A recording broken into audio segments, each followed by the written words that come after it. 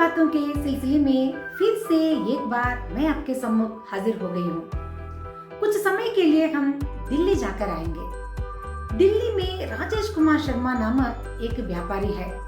वे अपने व्यापार से संबंधित काम के लिए मेट्रो स्टेशन पर जाते हैं। मेट्रो स्टेशन पर छोटे छोटे बच्चे लंबे लंबे कलम बेचते हुए और कुछ लोग गुलाब के फूल बेचते हुए दिखाई देते हैं।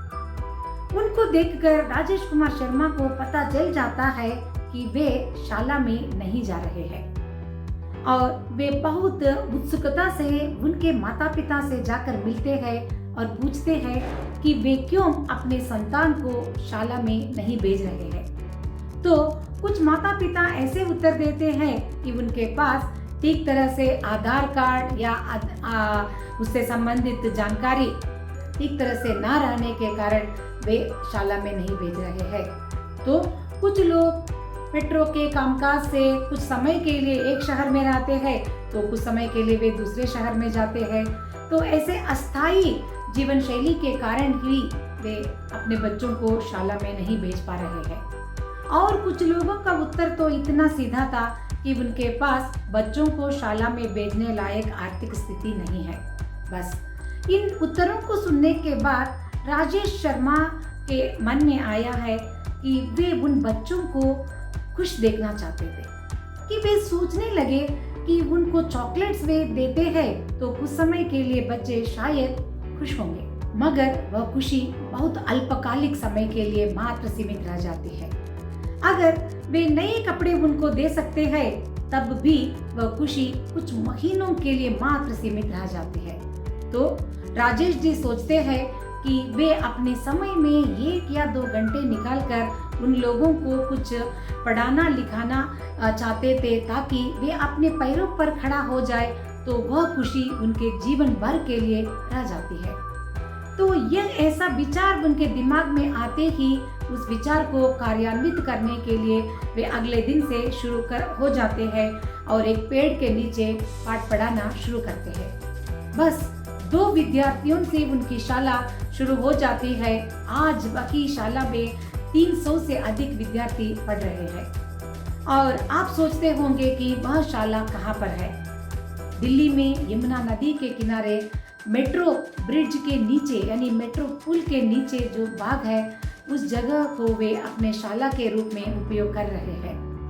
और हर 7-8 मिनट में एक मेट्रो ट्रेन जाता है, तब भी बच्चे सब लोग बहुत शांत भाव से बैठ जाते हैं, क्योंकि उस समय या तो अध्यापक जो पढ़ा रहे हैं वे सुन नहीं सकते, या अध्यापक भी उस समय के लिए वे शांत रह जाते हैं। और बच्चों के पास बैठने के लिए बेंच नहीं है, लिखने के लिए कोई डेस्क नहीं, और कोई ऐसा साधन नहीं है जो बाकी शालाओं में मौजूद है। फिर भी बच्चे सब 4-5 बच्चे मिलकर एक पाठ्य पुस्तक को ही उपयोग करते हैं। फिर भी उतनी उत्सुकता वे दिखाते हैं कि पढ़ने में लिखने में उनकी रुचि देखकर अध्यापक भी मुग्ध हो जाते हैं। और आजकल उनके साथ दिन ब दिन बच्चों की संख्या बढ़ते हुए देखकर कुछ अध्यापक भी राजेश कुमार के साथ हाथ में हाथ मिलाकर काम करने लगे हैं। वे भी निःशुल्क काम करने के लिए तैयार हो गए हैं और कुछ स्वयंसेवक भी उनके साथ दे रहे हैं। बच्चों के लिए बिस्किट देना या बच्चों के लिए आवश्यक पाठ्यपुस्तक, नोटबुक भी या कलम भी देने के लिए आ रहे हैं। तो इसके साथ साथ अगर हम देखते हैं तो राजेश कुमार शर्मा और अन्य अध्यापकों की सहायता लेकर आज कुछ विद्यार्थी विश्वविद्यालय स्तर पर पढ़ रहे हैं, तो कुछ लोग इंजीनियरिंग तक आ चुके हैं। खुद राजेश कुमार शर्मा जी कहते हैं कि बचपन से वे इंजीनियरिंग करना चाहते थे, मगर उनकी आर्थिक दुस्थिति के कारण वे कर नहीं पाए। सिर्फ नाम के पीछे डिग्रियां लाना ही जीवन का उद्देश्य नहीं होता। जबकि मैं स्नातक ही कर चुका हूँ, फिर भी उसके साथ मैं अगर बहुत बच्चों को मैं उपयोग करने लायक काम कर सकता हूँ, तो मेरे लिए उनके द्वारा हासिल होने वाले हर डिग्री से अधिक तृप्ति मुझे मिल जाता है, ऐसा राजेश जी कहते हैं।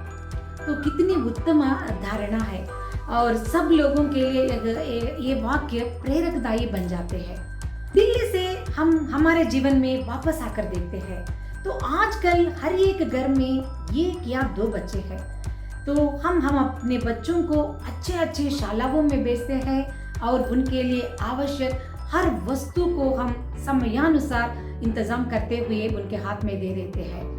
मगर बच्चे हमेशा एक न एक शिकायत करते रहते हैं, उनके पास यह नहीं है, उनके पास वह नहीं है कहते हुए वे पढ़ाई लिखाई से उससे दूर होकर अनेक ऐसे बुरे विचारों की तरफ भी आकर्षित हो रहे हैं। तो यह बात मुझे अत्यंत दुख देने वाली रही है कि वे अपने अमूल्य समय को या तो मोबाइल में या तो अन्य गेम खेलने में वे व्यतीत कर रहे हैं। तो ऐसे शिकायत करने वाले बच्चों से मेरी यही विनती है कि एक बार बस पुल के नीचे पढ़ने वाले विद्यार्थियों की स्थिति से आप तुलना करके तो देख लीजिए कि आपको पता चल जाता है कि आप कितना सौभाग्यशाली है या तो आप कितना ब्लेस्ड है कि आपके पास वो सारी सुख सुविधाएं हैं, आपके अभिभावक और आपके अध्यापक आपके सामने रख रहे हैं जिनका आप उपयोग नहीं कर रहे हैं।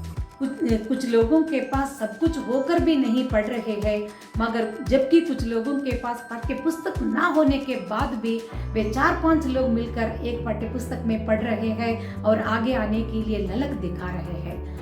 दोनों की स्थितियों को जब हम देखते हैं तो हमें पता चल जाता है कि दोनों स्थितियों में शिक्षा की आवश्यकता को हमें कभी भी नजरअंदाज नहीं करना चाहिए। ऊपर से मुझे और एक बात आप लोगों से इस अवसर पर करना चाहती हूँ कि जब भी हम ट्रैफिक सिग्नल्स में आजकल खड़े हो जाते हैं तो आप जरूर देखा होगा कि छोटे छोटे बच्चे हाथ में या तो गुलाब फूल बेचते हुए दिखाई देते हैं या तो लंबे लंबे कलम बेचते हुए दिखाई देते हैं। तो आप शायद कह सकते हैं कि उमा तुम्हें इस विचार में कौन सा प्रॉब्लम दिखाई दे रहा है।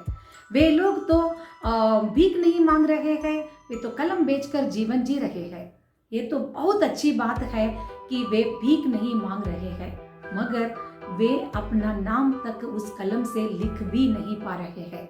इस विचार को लेकर मुझे अत्यंत दुख होने लगता है कि उनको भी इस स्थिति पर लाकर हम खड़ा कर सके कि शायद वे कुछ पढ़ सके, लिख सके। तो जब भी आप ट्रैफिक सिग्नल में ऐसे बच्चों को देखते हैं तो कृपया आप एक बात उनके साथ कह दीजिए कि वे सरकारी शाला में जाकर क्यों न पढ़ लेते। मात्र 50 रुपये शुल्क में एक महीने में उनको पढ़ने के लिए अवसर दिया जाता है और साथ में सरकार के द्वारा दिया जाने वाला स्वादिष्ट आहार मुफ्त में उनको मिल जाता है और दोपहर में शाला के बाद वापस आने के बाद भी वे अपने परिवार के लिए कुछ व्यापार की तरफ भी वे सहायता अपने माता पिता के लिए कर सकते हैं, है ना। तो बस यह एक व्यक्ति से होने लायक परिवर्तन नहीं समझती हूँ। जब तक हर एक व्यक्ति इस विचार को गंभीरता पूर्वक लेकर काम नहीं करता है तब तक हम हमारे देश में संपूर्ण अक्षरता को हासिल नहीं कर पाते। मैंने अपने मन के विचार आपके सम्मुख इस वीडियो के द्वारा रखना चाहती थी। आप भी आपके मन के विचार कमेंट बॉक्स में हमसे जरूर शेयर कीजिएगा। आपके विचार बहुत लोगों के लिए शायद प्रेरकदायी भी हो सकते हैं।